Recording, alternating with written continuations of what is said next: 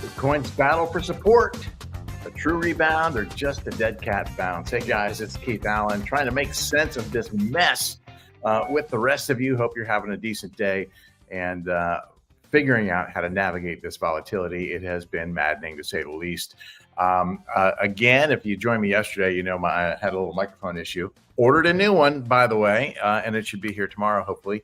But I'm running without my microphone and headphone setup, so please do me a favor and chime in. Live chat is open. Let me know you can hear everything okay, because I've got no monitors going on here at the moment. We got a lot to climb into today for sure. We have obviously yesterday, big dip, about 20% from the all-time high. The chatter, the noise on social media is just ridiculous. People are like, I've never seen anything like this before. We see this all the time. It's very common, in fact, in bull markets historically, post halving cycles. So shouldn't be rattled by the fact that we have a 21% correction at all at this stage. In fact, it was expected, and potentially we have more coming. The test of support yesterday landed right at a technical level, but quite frankly, and I posted this last night, the way to validate that support level is to either retest it and or break back above all the moving averages that we lost, and quite frankly claim higher level up above 100K. So we'll get into all that in the charts. We're also going to show you some blatant manipulation in the order book that really has made things a little bit more challenging than they need to be, in my opinion.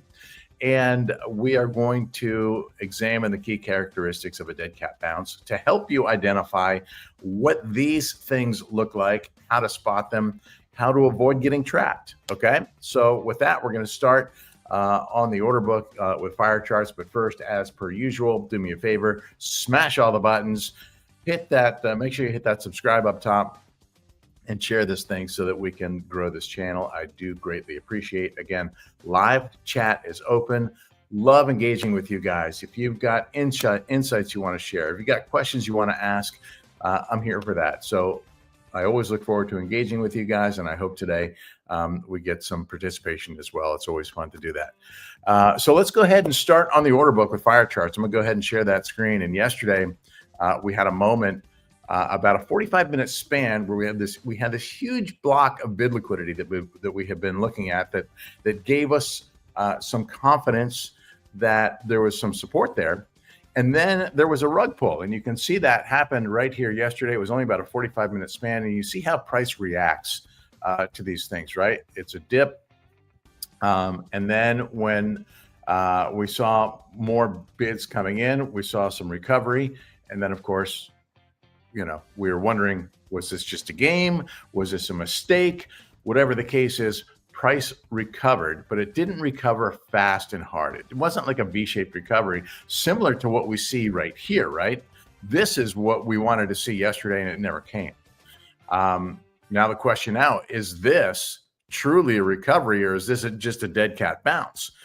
And that remains to be seen. Now, I will tell you what gave me great concern this morning, and quite frankly, confused me a little bit, was that we had this rug pull happening here. I was like, oh, you know, I mean, I felt like I had some good positions yesterday that were opened on this support test, and I hate giving back what I made, especially when it goes to profitable and then comes back, right? So obviously, you know, for me, my targets were not hit. I had said yesterday that I was going to evaluate how the market was behaving to determine whether those were going to be scalps or end up, you know, being held all or in part in my long-term stack. And well, I didn't get a chance for either to really mature. So as things developed this morning, and I saw this breakdown happening, and we'll head over to the candle charts, and this is where it got ugly for me. And in you know, I won't make excuses here, but I didn't give the charts enough time this morning to really have a solid plan, because I saw this breakdown here and it came beyond my, you know, prior support level, it's common to get these overshoots, but what's not common is to get this lower low like this, right? So I was concerned as we were printing this lower low, and I closed those positions. And obviously, in hindsight, I wish I hadn't, because we did get this bounce. Now, this bounce may end up validating as a dead cat bounce here, and I want to jump into the characteristics of what that means, right? So a dead cat bounce, you get that V-shaped recovery, or what appears to be that V-shaped recovery, and this part looked good. We saw buying come in right at this point. We saw buying coming from all classes. The whales were a little slow on it. The mega whales never got in. The purple whales were slow, which isn't super uncommon, right? We see that happen a lot of times with low volume in the liquidity in place. In other words, this was all cleared out, so it's easy to move up here. And if whales are making big whale size orders, then there's slippage, and they try to avoid that. So a lot of times we'll see the smaller order classes come in. Often it's whales disguising themselves as smaller order classes to bump things up here. And so that appeared to be happening here. And then, of course, we start seeing some profit taking happening on this dip, which makes you question whether or not this is actually legitimate. So there's kind of some mixed signals coming here. Some of those signals include the fact that we had some volume here. And if we head over to the candle chart, we can see there was indeed, let me go into a shorter time frame. We could see that there was indeed an increase in volume here, which is not typical of a dead cat bounce. So that's one thing that is not, that's looking good for the market, but not good for potentially this being in a dead cat bounce. Another thing that you look for in a dead cat bounce, that we're in a downtrend, which we are. Recovery is short-lived, and at the moment, it does appear that recovery is short-lived. The one thing that stands out is that volume, right? We got good volume here, so maybe this does develop into something more. So we're looking for that to continue here, which so far has not happened. And then, at the end of the day, are we going to get another retest of support here? You remember all the times that we had support tests up here at this 91K level. And this is really now just the second round of testing we've had in a very long time, right? We established this support level here back after the election day, the beginning of the Trump pump, if you will. And now we're revisiting this for the first time. So if this breaks down, and at the moment, it's kind of a mixed bag of whether or not it will. If this breaks down, we've got some bigger, deeper targets to be aware of. Hey, Trung, good to have you with me again. Appreciate it. Appreciate everybody chiming in. And again, I hope you guys can hear me, because I don't have my normal audio set up, and I am really looking forward to getting that new microphone here. I think that's something I miss. So anyhow, back to the business at hand here, looking at this chart, right? I don't love, well, I do like that we're retesting this, because I think that's important, but I don't like that we have had a problem here, and that we are teetering on a bigger breakdown to potentially the 200-day moving average, which is down here at the 81K level, and deeper. Because I feel like if we go this deep, we have some other things that are interesting to me. We'll go to the weekly chart, where we have what I think are the key levels we really need to be paying attention to here. That 200-day moving average is always one that I keep an eye on. And if we do break down here, that is the obvious next target, at least a stopping point. So the other thing is, look how close we are to the CME gap, and then ultimately the trend line down here, right? So I feel like if price is going to move down this low, and we get this close to the CME gap, and we get this close to the trend line, then it isn't going to take much to get down there. So at that point, I'd like to see that happen. I mean, I still think that this is the strongest level of some foundational support we can see on the chart is here on this trend line. Personally, I'm not a gap trader. I don't really care, but um, you know, the fact that it's in that range here kind of gives confluence and adds to the, I guess, the attraction to that level. It's kind of a magnet, and it strengthens technical support in this range, in my opinion. So that's something to be considered. Trung is asking if dead cat bounces confirm that we are in a downtrend. I mean, it's pretty easy to see that we're in a downtrend because here we are trending down since the all-time high on January 20th, right? So that's been about a 5-week grind down. And so the dead cat bounce isn't confirming that we're in a downtrend. We can see the downtrend. The dead cat bounce is something that happens typically in a downtrend. And he says, "Oh my God, look at the weekly candle." Well, you know, don't be rattled by this. Yes, that's a big ugly candle. It's just shy of 10%, which is a huge candle by anybody's definition. But it's not uncommon to see big corrections like this. I mean, look, here's another one right here. That was 10%. This one was even more. Here's another one. 11%, even more. So there's plenty of examples of big, giant, nasty candles. Here's one that's 22%, where Bitcoin found the bottom. Here's another one, 22%. And then in terms of the corrections, like I said, I saw on social media all the people complaining about the size of the correction that we have here.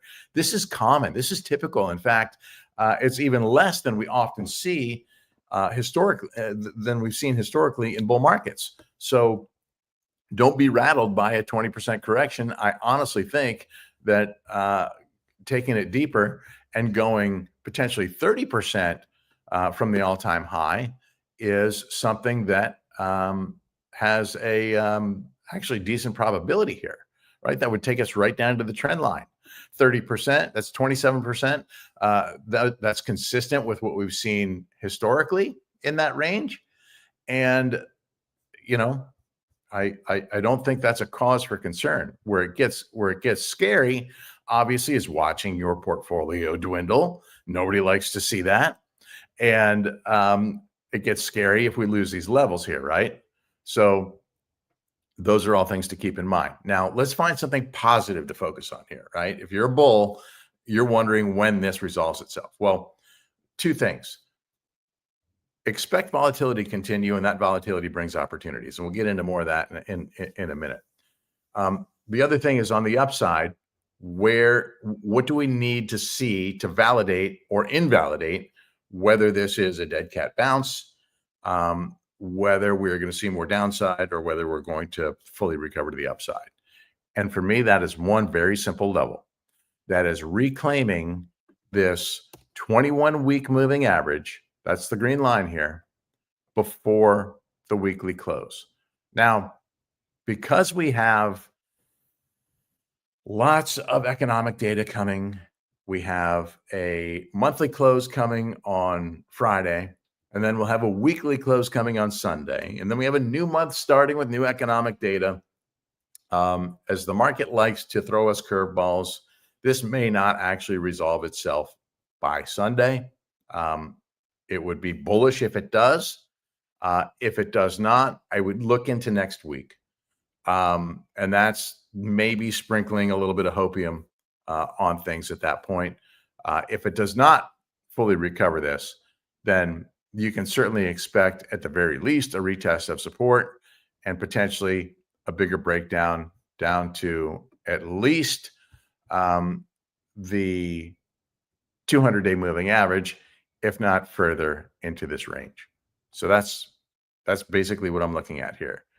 Recovery, you know, sure, we want to see it on the daily, but where it really matters most is on the weekly, that we get back above this thing, because that could lead to bigger things. Now, these moving averages are all in good shape right here. That's a positive at the moment.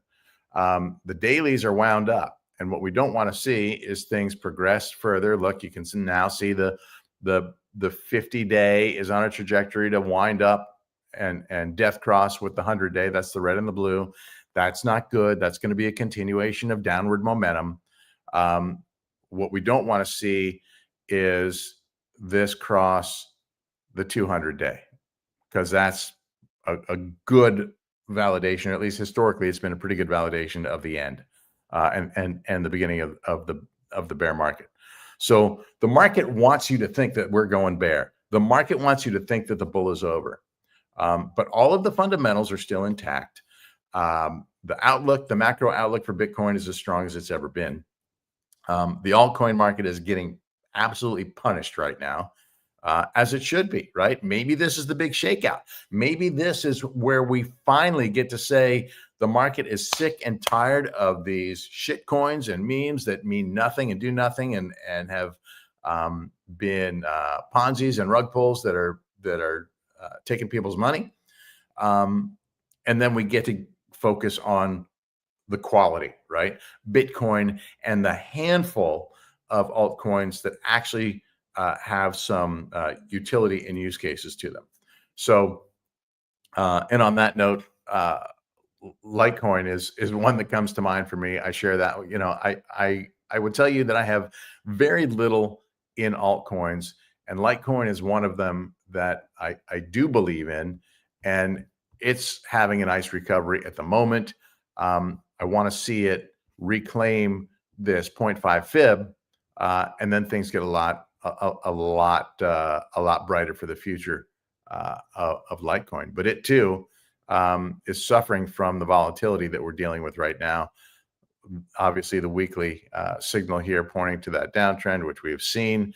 It's a matter of how we recover from here at this point. I mean, this is a beautiful 11% candle at the moment. So, but look, rejection from the 0.5 fib. So that remains a concern and something to watch here, right? In fact, I'm after the stream, I'm going to go decide whether I want to take profit here and wait for another shot at it or not.